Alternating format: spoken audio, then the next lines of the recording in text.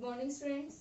आज हम लोग आपकी यूनिट सेकेंड स्टार्ट कर रहे हैं और यूनिट सेकेंड के अंदर जो आपका चैप्टर है वो है इलेक्ट्रिक फील्ड इन मैटर, पदार्थ में विद्युत क्षेत्र।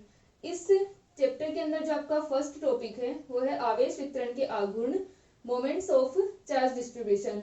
आपकी जो यूनिट फर्स्ट थी उसको हमने कंप्लीट कर लिया, उसके जो एक्सरसाइज थी वो भी हमने कर ली थी। आज हम आपकी यूनिट सेकेंड को स्टार्ट करेंगे। तो जो इलेक्ट्रिक फील्ड इन मैटर है, पदार्थ जो होता है उसका इलेक्ट्रिक फील्ड के साथ में अलग अलग तरीके का व्यवहार होता है। यानी जो हमारे सॉलिड पदार्थ हैं, सॉलिड हैं, उनका क्या होगा, इलेक्ट्रिक फील्ड के साथ में अलग अलग व्यवहार होता है। तो हम तीन टाइप के पदार्थ पढ़ते हैं। एक तो हम पढ़ते हैं कंडक्टर, दूसरा हम पढ़ते हैं सेमीकंडक्टर,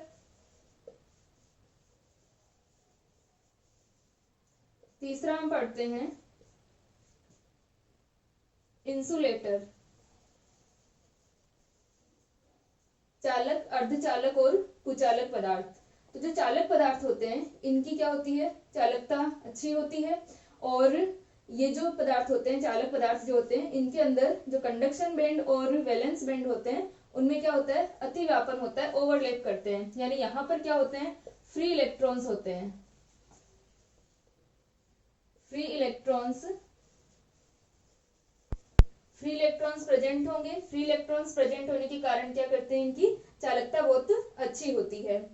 दूसरा अपने पास में सेमीकंडक्टर।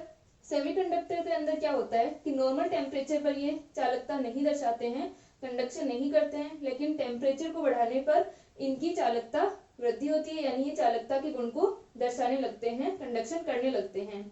इनके अंदर क्या होता है कि ये ओवरलैप तो नहीं करते, इनके जो कंडक्शन बैंड और वैलेंस बैंड होते हैं, लेकिन बैंड गैप ज्यादा नहीं होता, अप्रोक्सीमेट 1 इलेक्ट्रॉन वोल्ट की कोटि का होता है। और इसके अंदर जब हम टेम्परेचर को इंक्रीज करते हैं तो इनकी जो कंडक्टिविटी है वो बढ़ती है। और इनकी जो कंडक्टिविटी है वो 10⁻⁻1 टू 10⁻2 मो प्रति मीटर की कोटि की होती है। इनकी तो हाई होती है 10⁻16 की। तो जो इनकी कंडक्टिविटी है वो कम होती है, लेकिन टेम्परेचर को इंक्रीज करने पर इंक्रीज होती है। इंसुलेटर के अंदर क्या होता है कि इनकी जो कंडक्टिविटी है वो बहुत ही कम होती है, अप्रोक्सीमेट 10⁻⁻16 मो प्रति मीटर कोटि की, 10⁻⁻16 मो पर मीटर कोटि की होती है। और इनके जो बैंड गैप है, यानी वैलेंस बैंड और कंडक्शन बैंड जो होते हैं, इनके बीच का जो बैंड गैप है वो भी बहुत ज्यादा होता है, अप्रोक्सीमेट 7 इलेक्ट्रॉन वोल्ट की कोटि का होता है। यानी यहाँ पर फ्री इलेक्ट्रॉन्स नहीं होते हैं, जिसके कारण ये कंडक्शन नहीं करते हैं और टेम्परेचर को बढ़ाकर भी इनके अंदर कंडक्शन नहीं करवाया जा सकता। तो ये जो पदार्थ होते हैं इंसुलेटर, इनमें से वो पदार्थ ऐसे कुचालक या ऐसे इंसुलेटर जिनको अगर हम क्या रखें, बाह्य विद्युत क्षेत्र के अंदर रखते हैं, ठीक है, एक्सटर्नल इलेक्ट्रिक फील्ड के अंदर अगर हम इन्हें रखते हैं तो क्या होगा कि इनके हर पदार्थ क्या होता है, इलेक्ट्रॉन, प्रोटॉन, न्यूट्रॉन, इनसे मिलकर के बना होता है। पदार्थ जो होगा, अणु, परमाणु, इनसे बना होता है। परमाणु के अंदर क्या होते हैं, परमाणु के अंदर इलेक्ट्रॉन, प्रोटॉन, न्यूट्रॉन आदि होते हैं। तो क्या होगा कि जो सेंटर होता है पॉजिटिव चार्ज और नेगेटिव का अगर कोइंसाइड करता है, तो यहाँ पर जब हम इलेक्ट्रिक फील्ड के अंदर ऐसे पदार्थों को रखते हैं तो ये दोनों क्या हो जाते हैं, थोड़े से डिस्प्लेस हो जाते हैं। नेगेटिव और पॉजिटिव सेंटर जो है वो डिस्प्लेस हो जाते हैं, जिनके कारण जो पदार्थ का आवेश वितरण है, चार्ज डिस्ट्रीब्यूशन है, वो चेंज होता है। ये सारी प्रोसेस जो है डाइलेक्ट्रिक कहते हैं हमें ऐसे पदार्थों को, जिनको अगर हम बाह्य विद्युत क्षेत्र के अंदर रखते हैं तो इनके अंदर क्या होगा, इस पॉजिटिव और नेगेटिव जो चार्ज है इनके अंदर क्या हो जाता है, डिस्प्लेसमेंट हो जाता है, डिस्प्लेस हो जाते हैं ये। तो यहाँ पर जो डिस्प्लेसमेंट प्रोड्यूस होता है इस इलेक्ट्रिक फील्ड के कारण, तो क्या होगा कि जो पदार्थ का आवेश वितरण है, चार्ज डिस्ट्रीब्यूशन है, वो चेंज होता है। और इन पदार्थों को क्या कहते हैं, डाइलेक्ट्रिक कहते हैं। तो डाइलेक्ट्रिक पदार्थों के बारे में आगे हम टॉपिक में अच्छे से स्टडी करेंगे। तो लेकिन डाइलेक्ट्रिक को पढ़ने से पहले हम ये पढ़ते हैं कि किसी चार्ज डिस्ट्रीब्यूशन के कारण किसी एक्सटर्नल पॉइंट पर विद्युत क्षेत्र या विद्युत विभव क्या होता है। और चार्ज डिस्ट्रीब्यूशन अगर हमारा इरेगुलर है, अनियमित चार्ज वितरण अगर यहाँ पर हो रहा है, आवेश वितरण, चार्ज डिस्ट्रीब्यूशन, तो उसके जो मोमेंट्स होंगे वो किस तरह से होंगे, जैसे कि मोनोपोल है, एकल ध्रुव है, डाइपोल है, क्वाड्रुपोल है। तो इन सब के बारे में हम पहले पढ़ते हैं। तो अभी अगर आप लोगों को ये चीज नहीं समझ में आई जो हम डाइलेक्ट्रिक के बारे में बात कर रहे हैं, तो कोई बात नहीं है, आगे हम लोग डाइलेक्ट्रिक को अच्छे से स्टडी करेंगे। पहले हम मोमेंट्स ऑफ चार्ज डिस्ट्रीब्यूशन को पढ़ते हैं कि किस तरह से डायपोल, क्वाड्रोपोल और मोनोपोल होते हैं, उनके कारण पोटेंशियल जो है किसी एक्सटर्नल पॉइंट पर किस तरह से होगा वो हम याद करते हैं। तो किसी भी मैटर के अंदर पदार्थ में विद्युत क्षेत्र जो है वो किस तरह से होता है उसको हम पढ़ रहे हैं। तो आवेश वितरण के आगुण मोमेंट्स ऑफ चार्ज डिस्ट्रीब्यूशन को पढ़ने के बाद हम लोग डाइलेक्ट्रिक्स के बारे में पढ़ेंगे। तो सबसे पहले हम यहाँ पर हमारे पास में क्या है, ये एक हमने वॉल्यूम ले लिया, इसके अंदर चार्ज डिस्ट्रीब्यूशन है और जो चार्ज डेंसिटी है वो कितनी है, रो है। तो हमने ये मान लिया कि हमें किसी observation point P, external point P पर अगर हमें पोटेंशियल को ज्ञात करना है, विभव को ज्ञात करना है इस चार्ज डिस्ट्रीब्यूशन के कारण, तो हम क्या करते हैं, इस पूरे सिस्टम को हम छोटे छोटे वॉल्यूम एलिमेंट से मिलकर के बना हुआ मान लेते हैं। आयतन अल्पांश हम ले लेते हैं। वॉल्यूम एलिमेंट जो होंगे उस एक वॉल्यूम एलिमेंट को हमने क्या मान लिया कि उसका जो वॉल्यूम है वो डीवी है। तो डीवी वॉल्यूम एलिमेंट यहाँ पर अपने पास में आ गया। इस वॉल्यूम एलिमेंट के कारण किसी पॉइंट पी पर हम पोटेंशियल को ज्ञात करेंगे और इसी प्रकार जितने भी वॉल्यूम एलिमेंट इसके अंदर हैं सबका हम क्या कर देंगे, सम कर देंगे। तो हमारे पास में क्या आ जाएगा, टोटल इस चार्ज डिस्ट्रीब्यूशन के कारण एक्सटर्नल पॉइंट पी पर पोटेंशियल का मान आ जाएगा। और ये जो चार्ज डिस्ट्रीब्यूशन है वो किस फॉर्म में होगा, मोनोपोल, डायपोल, क्वाड्रोपोल, इस तरह से होगा। तो वो सब हम निकालते हैं। तो यहाँ पर सबसे पहले हमने माना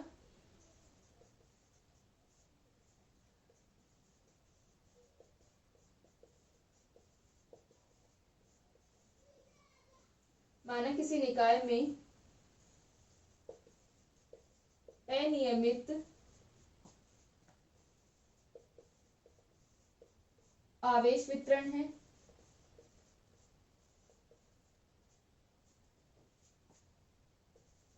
इस आवेश वितरण के कारण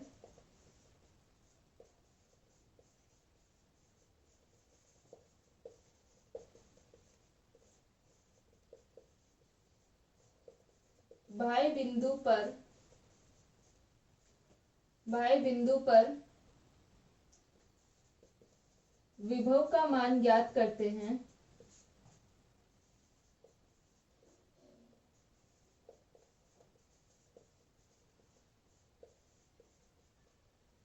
विभव का मान ज्ञात करते हैं तथा इसके लिए माना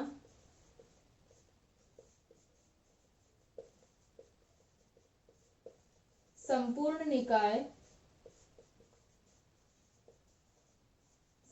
निकाय छोटे छोटे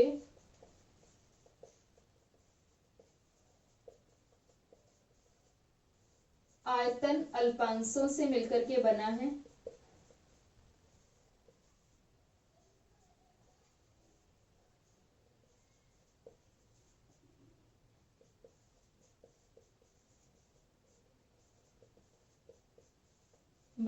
तथा माना किसी एक आयतन अल्पांश का आयतन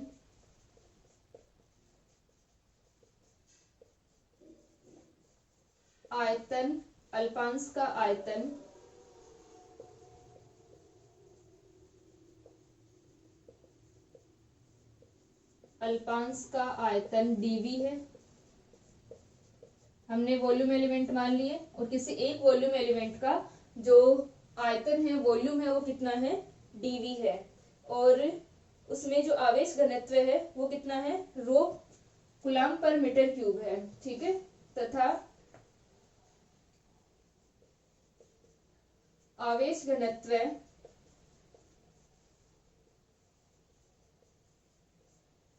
रो कूलम्ब पर मीटर क्यूब है। आवेश घनत्व चार्ज डेंसिटी क्या होता है, रो कूलम्ब पर मीटर क्यूब होगा क्योंकि Q अपॉन dV होता है, वॉल्यूम होता है। तो ये अपने पास में कितना है, रो कूलम्ब पर मीटर क्यूब है। तो यहाँ पर हमारे पास में क्या है कि ये जो वॉल्यूम एलिमेंट है इसका जो वॉल्यूम है वो dV है और इस वॉल्यूम एलिमेंट की O से जो डिस्टेंस है ओरिजिन से वो कितनी है, स्मॉल r है। और इस ऑब्जर्वेशन पॉइंट P की इस O से जो डिस्टेंस है वो कैपिटल R है। और इस वॉल्यूम एलिमेंट के कारण इस वॉल्यूम एलिमेंट की जो डिस्टेंस है पी से वो कितनी है, स्मॉल ए है। तो हमें क्या निकालना है, इस वॉल्यूम एलिमेंट के कारण पी पर पोटेंशियल का मान क्या होगा। तो यहाँ पर हम लिख सकते हैं कि आयतन अल्पांश की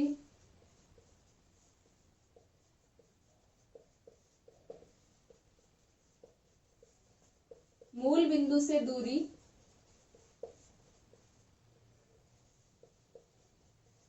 स्मॉल आर है तथा प्रेक्षण बिंदु या बाह्य बिंदु P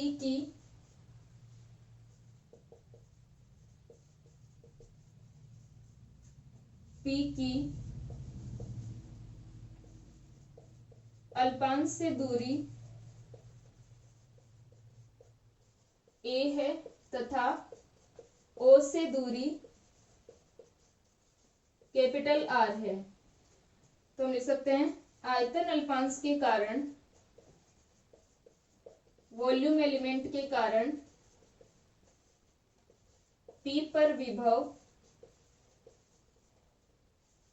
phi d phi equal to, यहाँ पर हम क्या लिख रहे हैं, डी फाई लिख रहे हैं। फाई क्या होगा, टोटल जो चार्ज डिस्ट्रीब्यूशन यहाँ पर है उस चार्ज डिस्ट्रीब्यूशन के कारण पोटेंशियल।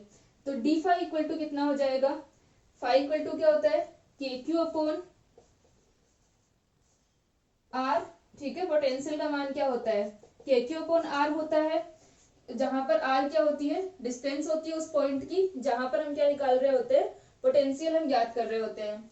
तो यहाँ पर हम डी फाई पोटेंशियल ज्ञात कर रहे हैं इस वॉल्यूम एलिमेंट के कारण पॉइंट पी के ऊपर। तो ये इसका मान कितना हो जाएगा, के का मान 1/4 या के रख दे हम इसको, और Q का मान कितना हो जाएगा, Q इक्वल टू, क्योंकि इस वॉल्यूम एलिमेंट के लिए आवेश कितना होगा, रो डीवी हम लिख सकते हैं, डिवाइडेड बाय डिस्टेंस कितनी है इस वॉल्यूम एलिमेंट से, इस पॉइंट P की डिस्टेंस A है। तो ये हमारे पास में आ गई इक्वेशन 1 आ गई। तो यह आ जाएगा 1/4 एप्सिलॉन नॉट लिख लें हम, या रो डीवी और के लिख सकते हैं, फिर डी फाई इक्वल टू के रो डीवी अपॉन ए। ये अपने पास में इस पॉइंट P के ऊपर इस वॉल्यूम एलिमेंट के कारण पोटेंशियल का मान आ गया। अब हमें क्या निकालना है, टोटल हमें ज्ञात करना है, इस टोटल चार्ज डिस्ट्रीब्यूशन के कारण इस पॉइंट P पर पोटेंशियल का मान क्या होगा। उसको हम लिखते हैं, इसको लिख लो।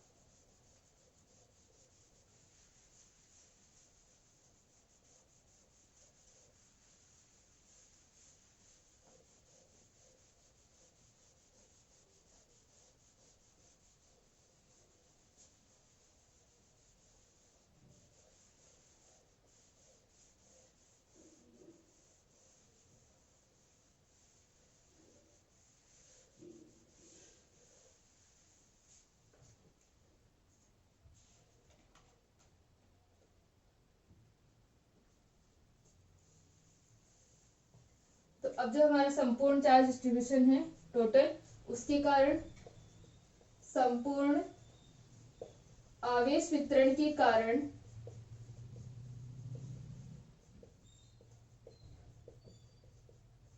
आवेश वितरण के कारण P पर विभव फाई का मान क्या हो जाएगा, phi equal to integration d phi equal to जितने भी आयतन अल्पांश है इसके अंदर, उन आयतन अल्पांशों के कारण जो पोटेंशियल है उसका सम होगा। तो यहाँ पर हम क्या करते हैं, जब हम छोटे छोटे पार्ट्स हम लेते हैं इन वॉल्यूम एलिमेंट के कारण हम निकाल रहे हैं, तो हम क्या करेंगे, इंटीग्रेट करेंगे इस पूरे के लिए। तो ये जो आवेश वितरण चार्ज डिस्ट्रीब्यूशन है इसके अंदर सभी आवेशों के कारण चार्ज डिस्ट्रीब्यूशन क्या होगा, मोनोपोल, डायपोल, क्वाड्रोपोल, इनकी फॉर्म में होगा। तो उन सबके कारण यहाँ पर पोटेंशियल का मान क्या आ जाएगा, phi equal to integration of d phi equal to 1/4 epsilon, जहां पर एप्सिलॉन क्या है, माध्यम की विद्युतशीलता है, परमिटिविटी है, यह आ जाएगा रो डीवी अपॉन ए। अब हमें क्या करना है, 1/a का मान ज्ञात करना है। तो a का मान हम क्या कर सकते हैं, यहां से ज्ञात कर सकते हैं, क्योंकि a इक्वल टू ये जो हमारा ट्राइंगल बन रहा है, इससे हम ए का मान ज्ञात कर सकते हैं। एक हमारा वेक्टर आर वेक्टर होगा, एक अपना ये वाला वेक्टर है और दूसरा ए होगा। तो यहाँ से अपने पास में क्या आ जाएगा, are square plus small r square, cosine logarithm लगाएंगे तो R square plus small r square minus का 2 आर कोस थीटा। ठीक है, तो ये अपना आ गया R square plus small r square minus का 2 आर कोस थीटा। तो 1/a का मान क्या होगा, 1/a स्क्वायर होता। तो ये अपने पास में इसका पावर हाफ नहीं आती, तो ये हो जाएगा are square plus small r square minus का 2 कोस थीटा, इसकी पावर हाफ। तो इसे हम लिख सकते हैं 1/a इक्वल टू 1/,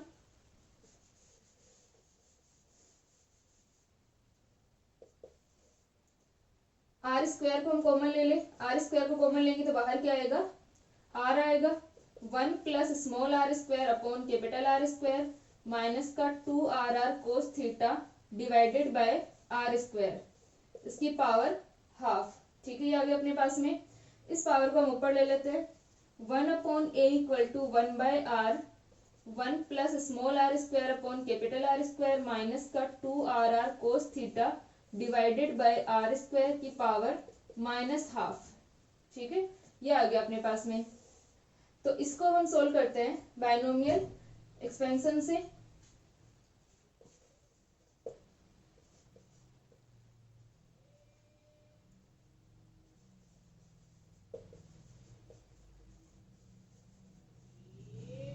द्विपद प्रमेय से अगर हम इसे सोल्व करें तो क्या आ जाएगा, 1 प्लस एक्स की power n equal to 1 plus n x plus n into n minus 1 divided by factorial 2 x square plus का n into n minus 1 n minus 2 divided by factorial 3 x cube. तो इस तरह से क्या होता है, binomial theorem जो है द्विपद प्रमेय है, उसको हम यहाँ पर यूज कर सकते हैं। तो हम उसको यूज करें तो यहाँ पर अपना 1 प्लस एक्स क्या है, ये पूरी की पूरी वैल्यू x है और पावर n माइनस 1/2 है। तो इस फॉर्मूले के अंदर हम रख दें इसको।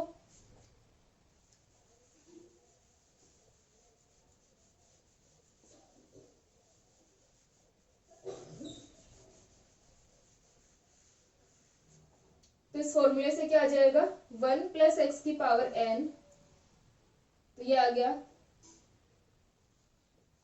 1 plus small r square upon capital R square minus का 2 cos theta divided by are square की पावर माइनस का हाफ। तो ये हमारा पूरा का पूरा x है।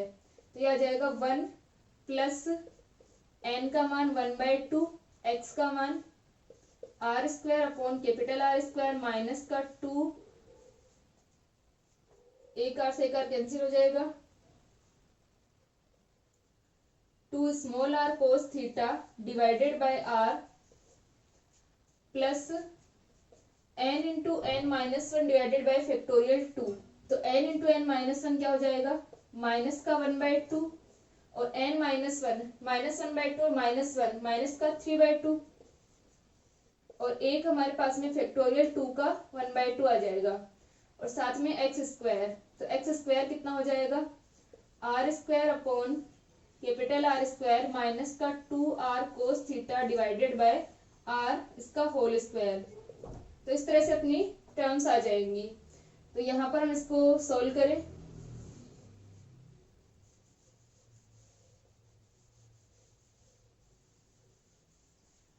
तो ये अपना बन गया 1 minus 1/2 r square upon capital R square minus का 2 cos theta divided by R, और इसके साथ में आ जाएगा माइनस माइनस प्लस 3 और ये हो गया 8, 3/8 r square upon capital R square minus का 2 cos theta divided by R, इसका होल स्क्वायर। इस तरह से अपने पास में टर्म्स आती जाएंगी। तो इसको हम जो हमारा 1/a का मान था उसके अंदर रख देते हैं और फिर हम इसको सोल्व करें।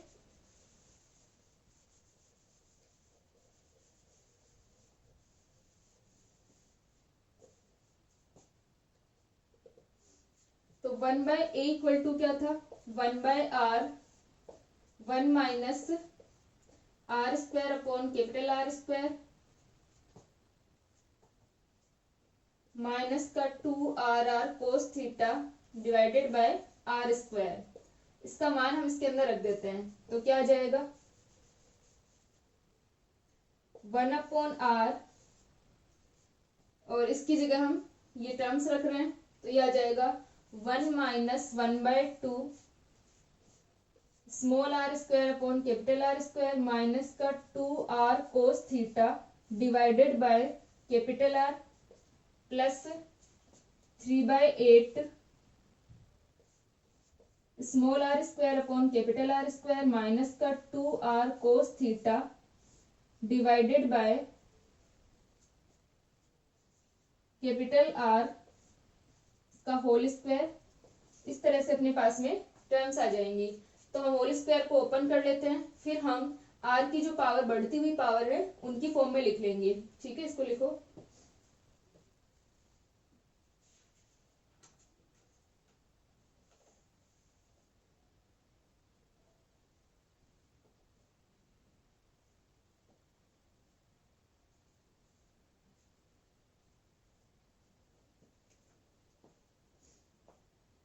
ठीक है, तो अब हम क्या कर रहे हैं, आर की जो पावर इंक्रीज हो रही है, 1/r की पावर इंक्रीज हो रही है, उसकी फॉर्म में लिखेंगे। तो पहले हम इस स्क्वायर को ओपन करते हैं।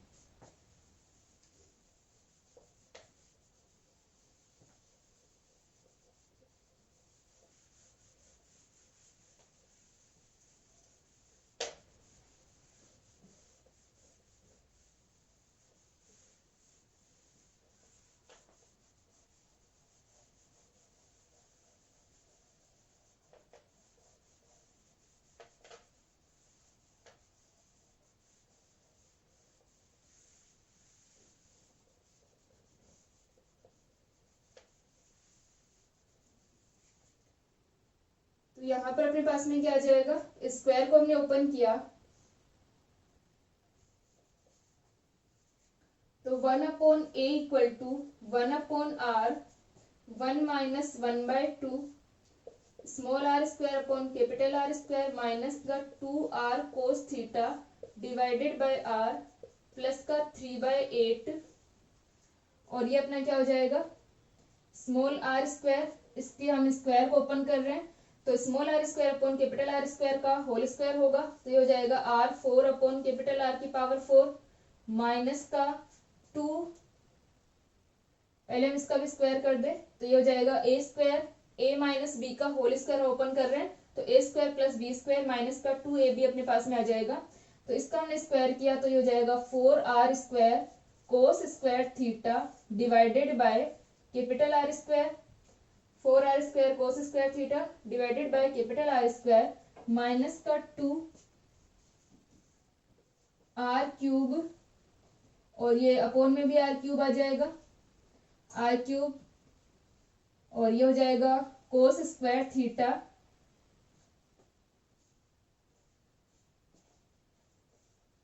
तो ये हो जाएगा माइनस का2ab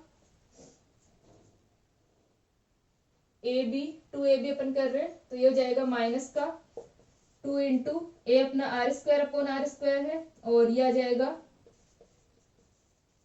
और ये स्मॉल r अपॉन r है, तो यहाँ पर r³ हो गया, यहाँ पर भी r³ हो गया, और ये क्या हो जाएगा 4 हो जाएगा।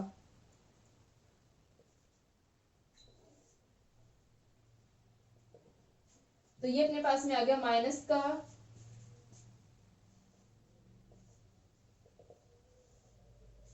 4 small r³ upon capital r³ cos square theta.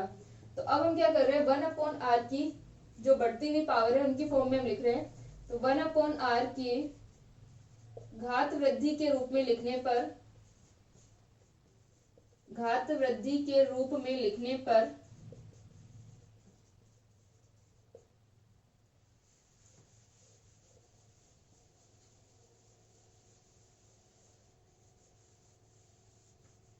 यह आ जाएगा 1/a equal to 1/r 1 minus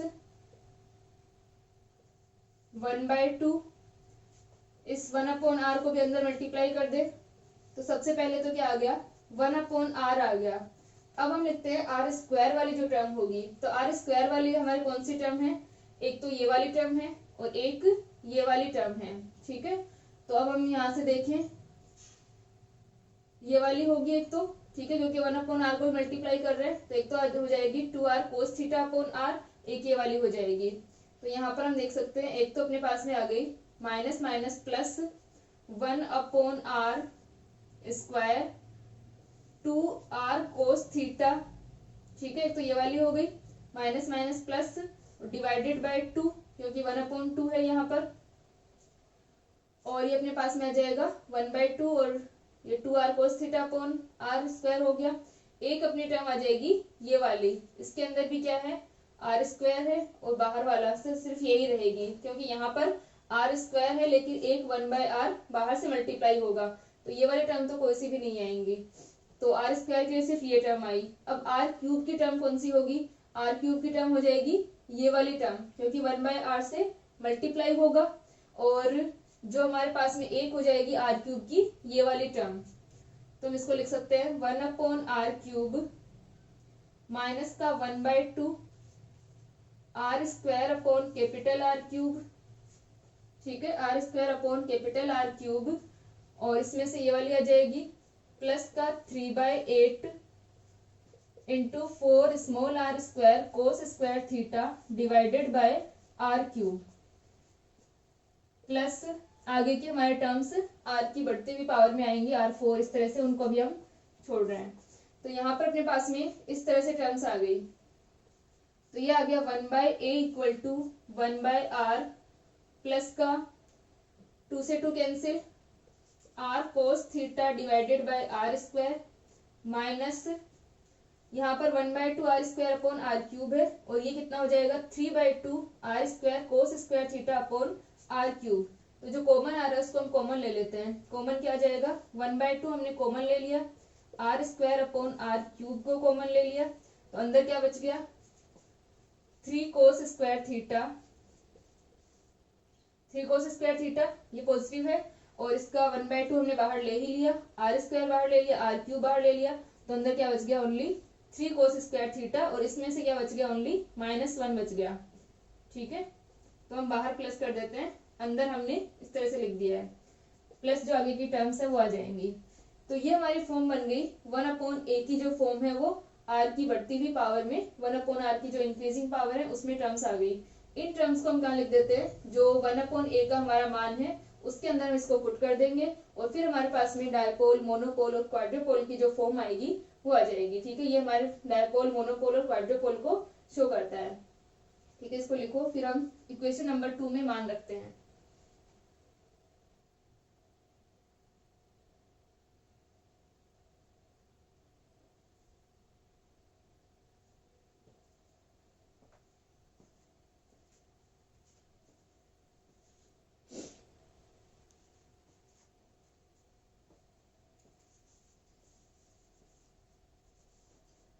तो हम रख दें समीकरण 3 से समीकरण 2 में मान रखने पर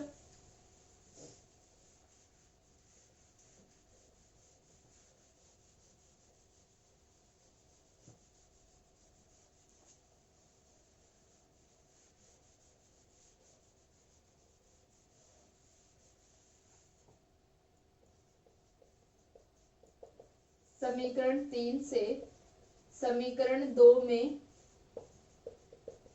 मान रखने पर क्या आएगा, phi equal to 1/4 pi epsilon integration rho dV upon A. तो सबसे पहले क्या आ जाएगा, रो डीवी अपॉन आर आ जाएगा, plus integration rho r cos theta divided by are square dV, plus 1/, इनको चाहे हम बाहर रख सकते हैं कैपिटल आर को, क्योंकि ये फिक्स डिस्टेंस है यहाँ पर। फिर अपने पास में आ जाएगा integration rho upon r cube, और ये हो जाएगा स्मॉल आर स्क्वायर, ठीक है, और ये आ जाएगा 3 cos स्क्वायर थीटा माइनस का 1 divided bye 2 dv।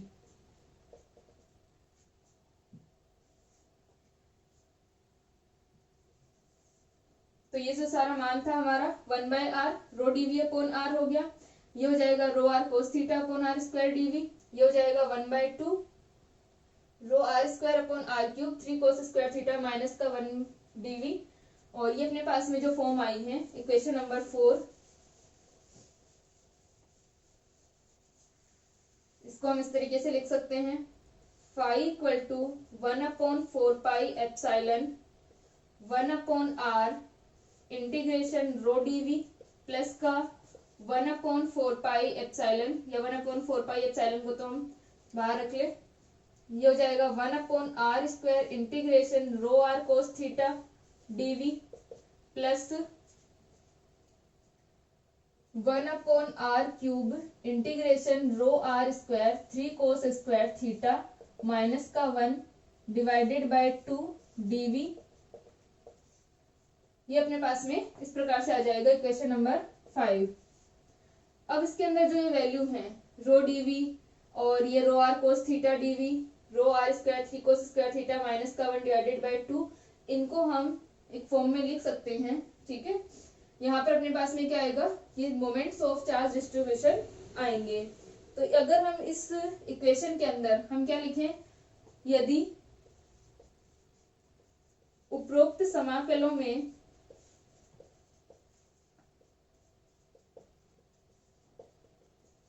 P0 equal to integration rho dv, P1 equal to integration rho r cos theta dv तथा P2 equal to rho r square 3 cos square theta minus का 1 divided bye 2 dv अगर हम रखें तो क्या हो जाएगा, phi equal to 1/4 epsilon P0 upon r plus का 1/4 epsilon P1 upon r square और फिर आ जाएगा P2 अपॉन r क्यूब, इस फॉर्म में आएगा। तो ये हमारा क्या कहलाता है, मोनोपोल कहलाता है, एकल ध्रुव कहलाता है। ये P1 हमारा डायपोल कहलाता है, द्विध्रुव, और ये क्वाड्रोपोल कहलाता है, चतुर्ध्रुव कहलाता है। ठीक है, तो यहाँ पर हम इनको इस फॉर्म में लिख सकते हैं। इसको लिखो,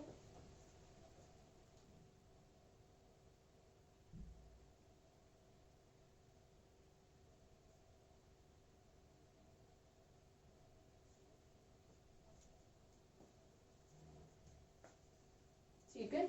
तो यहाँ पर हम इस फॉर्म में लिख सकते हैं इसको, जो r की घात श्रेणी है, पावर सीरीज जो है r की, उसकी फॉर्म में हम लिख रहे हैं r की 1/r 1/r square 1/r cube, इस तरह से यहाँ पर पावर सीरीज बन रही है। तो जो फाई का मान आएगा टोटल क्या आ जाएगा, P0 upon 1/4 epsilon P0 upon r plus का 1/4 epsilon P1 upon r square plus का 1/4 epsilon P2 upon r cube. इस तरह से अपने पास में क्या आ गए, विभव के मान आ गए। ठीक है, P0 upon r, P1 upon r square, P2 upon r cube, ये क्या आ रहे हैं अपने पास में, इसके पोटेंशियल के मान आ रहे हैं। जो चार्ज डिस्ट्रीब्यूशन हमारा था उसके कारण जो टोटल पोटेंशियल होगा वो इस फॉर्म में आ गया। तो यहाँ पर अपने पास में फाई का मान, या हम इसे v लिख सकते हैं, वो कितना आ गया, 1/4 एप्सिलॉन P0 अपॉन r। तो ये जो पोटेंशियल आता है वो किसके कारण आता है, मोनोपोल के कारण, एकल ध्रुव के कारण। यहाँ पर ये द्विध्रुव की टर्म होती है और ये चतुर्ध्रुव की टर्म होती है। तो हम क्या लिख सकते हैं, अतः विभव को r के घात श्रेणी की फॉर्म में, घात श्रेणी के रूप में लिख सकते हैं।